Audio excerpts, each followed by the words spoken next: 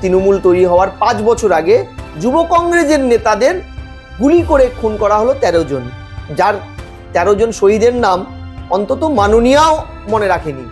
বিরোধী নেত্রী থাকাকালীন 70টার উপরে নাকি ধর্মঘট করেছিল বামেদের সময়, তার রাইট ছিল।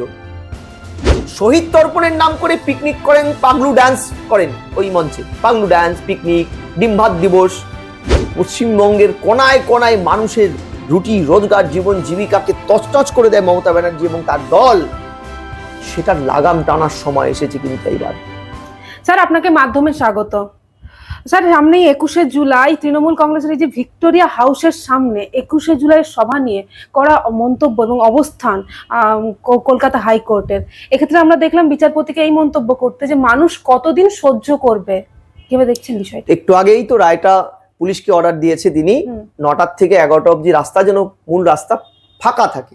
আমি আপনাকে বলছি, দেখুন 21শে জুলাই শহীদ দিবস, 1993 সাল তৃণমূল তৈরি হওয়ার 5 বছর আগে যুব কংগ্রেসের নেতাদের গুলি করে খুন করা হলো 13 জন, যার 13 জন শহীদের নাম অন্তত মাননীয়াও মনে রাখেনি।